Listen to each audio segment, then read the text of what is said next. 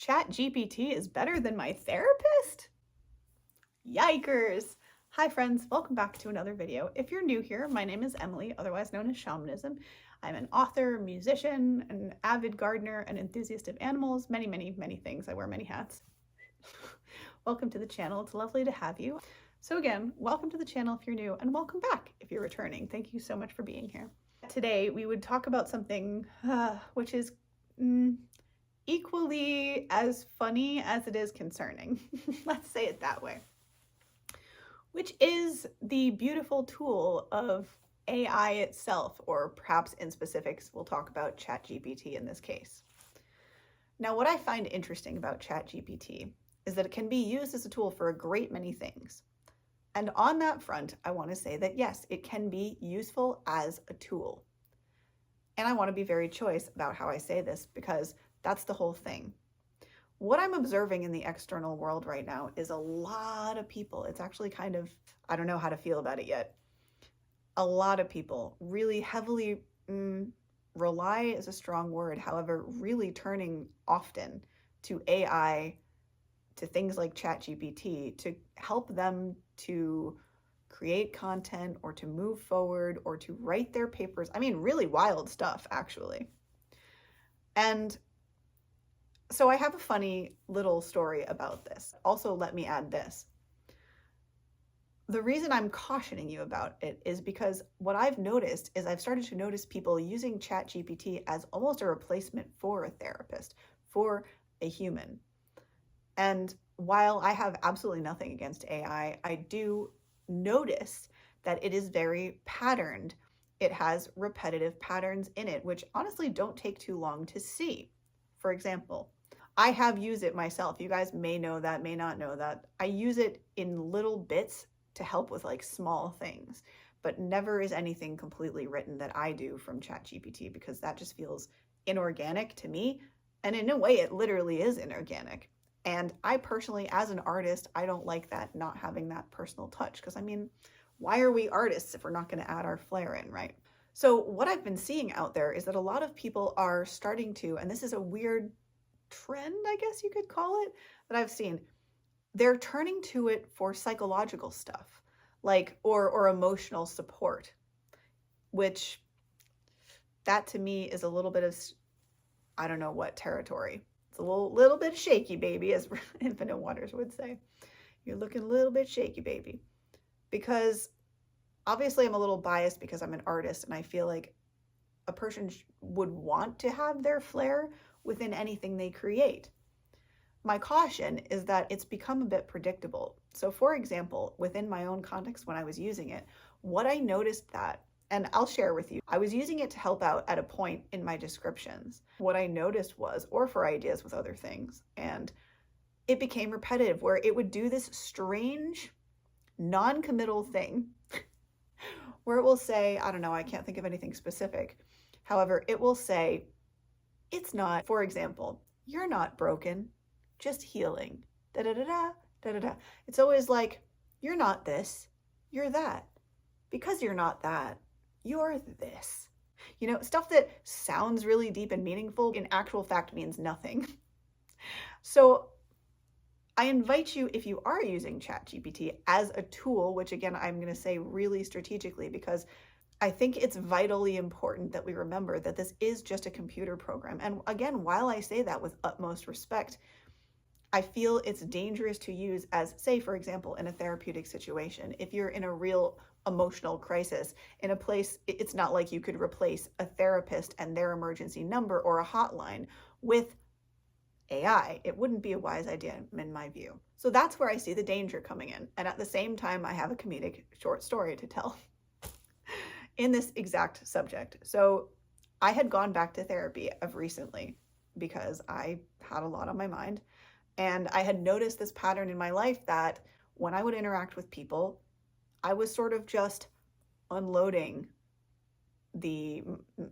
my brain a little bit. Noticed that I was doing a lot of talking and I wasn't super comfortable with that. So long story short, when I did get into an emotional situation and I was feeling quite upset, I thought of these people that are using ChatGPT as a therapist type of thing. And I thought, do you know what? Because if I haven't shared this to this point, my therapist and I, we just weren't really reaching the point that I felt like we should be at after the amount of time we'd been seeing each other. And it really wasn't kind of going anywhere, in at least not in a pace that felt good for me. And I really didn't honestly feel like she understood me fully, which was a whole other thing. So long story short, here I am, and I decided I'm going to take the suggestion that, hey, you know what could it hurt? Maybe I'll try asking ChatGPT to help me out. And the funny part of that story is that, without joking you, although this is a funny story, when I dialogued with ChatGPT, it was helpful. And what was crazier still was, in let's just call this 5 to 10 minutes that I kind of went back and forth with ChatGPT, it genuinely enlightened me more about my own personal patterns within terms of relationships with people, engaging with my external surroundings, all that sort of stuff. It genuinely saw the patterns in my life and was able to get me to see them, if that makes sense. It allowed me to see patterns in myself, which for years of therapy and years of talking to friends and whatever else, I have not come to understand about myself.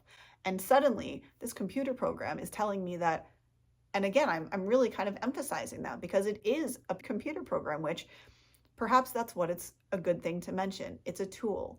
It's a computer program which can recognize patterns. I wanted to give you this caution of be careful the way in which you use it. Always be remembering that this isn't an actual person, and that if you really needed attention, or like, how do I explain it? If you really were to be needing something in the moment, please call a hotline or do something with a real human, because as wonderful of a tool as ChatGPT is, and as helpful as it can be, again, it's not a replacement. And I wouldn't like to think of anyone being in a position where they really needed human, I don't know, any intense decisions where it would be based upon that makes me very nervous, because I care about human life. I'm just saying, I don't know what a computer would do in that in a situation of like dire human circumstances. If you've ever seen the movie, I want to say, is it an iRobot? Yeah, with Will Smith. The sort of scenario that he has trauma over is that this car crashed, these cars had a crash, and the one fell into the water, and he was driving by as a cop, but so was one of the robots. And the robot jumped in and saved the person who had the better chances of survival, rather than the young girl who, again, a human being, would have, of course, saved the girl. And, you know, it's this whole thing that plays out through the movie. Sorry, I guess, spoiler alert. Maybe I'll include that before I put this in. It's an excellent movie, though, by the way, if you are just chilling for something science fiction-y with Will Smith. At any rate, that's the point I want to make, is that there's some things that AI is a beautiful tool, and also be careful how much or how far you use it. For example, don't put in personal details.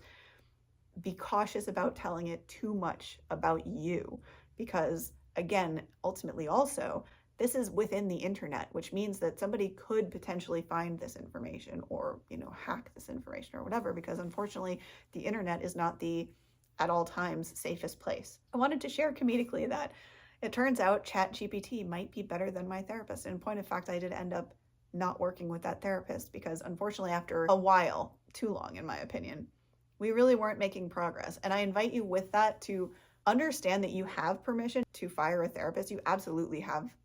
You don't need my permission. I'm giving it to you. If you are uncomfortable in your therapeutic situation, please find a different person who you are comfortable with, because therapy can be great. And I should be sponsored for BetterHelp, because this basically sounds like it's turning into a BetterHelp ad. It's not. I just wanted to speak about a very useful tool. So perhaps if you do have some struggles, like I sometimes do, and you can keep in a healthy mind that this is just a tool and is not a replacement for a human conversation, then I invite you to use this tool to your benefit, because for me, it was wildly helpful to see an emotional, personal pattern. If this video has been helpful to you, or you know anyone that would benefit from hearing it, please do share it with them. Subscribe, as that really helps me out as a content creator to get my messages out there to those folks who need to hear them. And last but not least, if you, my beautiful spirit soul, need any support or coaching, please don't hesitate to reach out at this email, where it would be my genuine pleasure to serve you in whatever way I can. Have a beautiful and a blessed rest of your day or night whenever you're catching this, and I will see you beautiful cats in the next one. Namaste and much love. Stay healthy.